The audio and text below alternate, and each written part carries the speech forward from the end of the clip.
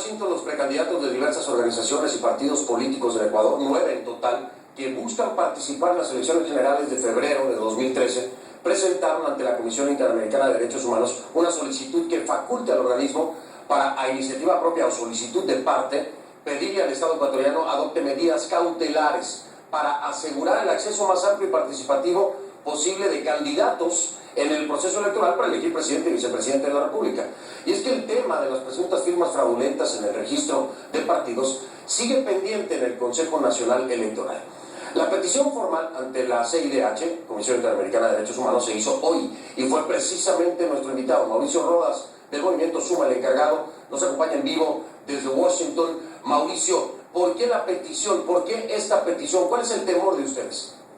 Fernando, muy buenas noches, muchas gracias por la invitación. Bueno, frente a la falta de independencia en las instituciones ecuatorianas, ante el evidente sometimiento del Consejo Nacional Electoral a los designios del Poder Ejecutivo, hemos tenido que acudir a instancias internacionales a nombre de 9 organizaciones políticas que representan distintas corrientes ideológicas, que representamos de hecho la mayoría del electorado en el Ecuador. He presentado esta mañana aquí en Washington una solicitud de medidas cautelares ante la Comisión Interamericana de Derechos Humanos frente al inminente riesgo que existe en el Ecuador para los derechos políticos de participación y de asociación consagrados en los artículos 23 y 16 de la Convención Americana de los Derechos Humanos.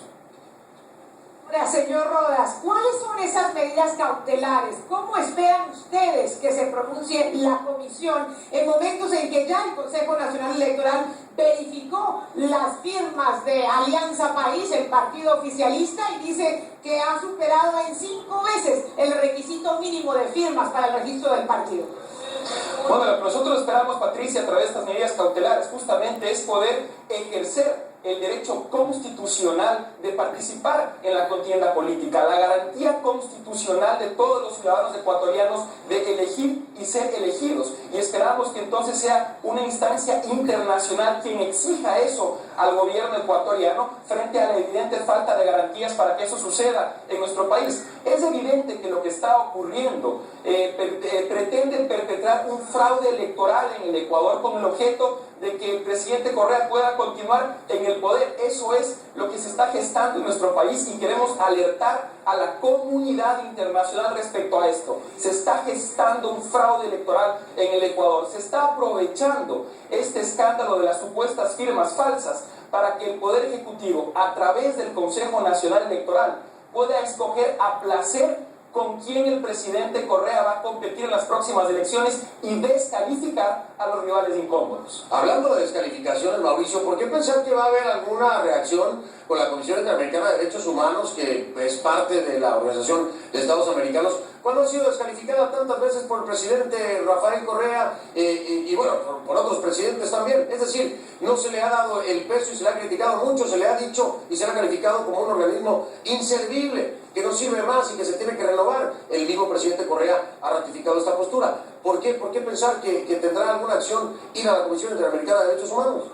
Bueno, nosotros esperamos que así como el gobierno ecuatoriano hace pocas semanas acudió a la Organización de Estados Americanos para obtener su solidaridad en el caso Assange, ahora también respete la resolución que tome la Comisión Interamericana de Derechos Humanos, que es parte del sistema de la OEA, respecto a las medidas cautelares que nosotros hemos solicitado. Esperemos que el gobierno ecuatoriano guarde congruencia respecto a sus actos de pocas semanas con lo que la comisión resuelva próximamente.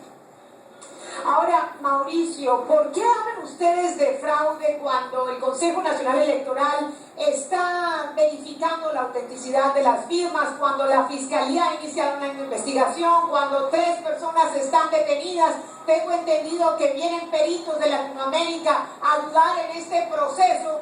Si los partidos tienen las suficientes firmas necesarias, verificables y auténticas para registrarse, ¿por qué había de hablar de un fraude? Patricia, todo lo que ha hecho el Consejo Nacional Electoral a partir de que estalló este escándalo ha sido absolutamente inconstitucional, ilegal y además discriminatorio contra organizaciones políticas que, como la mía, Suma, se encuentran en proceso de registro con reglas dirigidas en nuestra contra en relación con las otras organizaciones organizaciones que ya habían obtenido su registro. Una dedicatoria absolutamente injustificada, a no ser que proviene de una orden del presidente de la República por afectarnos deliberadamente. Pero como le decía, todo lo que ha hecho el CNE es absolutamente ilegal. Nosotros, las organizaciones políticas, estamos a favor de que se verifique el 100% de nuestras firmas, que se llegue al fondo de la investigación sobre este asunto y que se sancione a los responsables de encontrárselos. Pero una cosa es la investigación judicial que está llevando la Fiscalía, para lo cual pensamos que esta verificación de firmas puede servir, y otra muy distinta es que a través de esta verificación de firmas se pretenda calificar o descalificar organizaciones políticas, se pretenda afectar el normal desarrollo del proceso electoral. En síntesis, apoyamos la verificación de firmas, pero exclusivamente para fines de la investigación judicial que está llevando adelante la Fiscalía, más no para que a través de esa verificación se pueda calificar o descalificar organizaciones políticas. La única salida legal a este problema es que el CNE reconozca el registro que ya había otorgado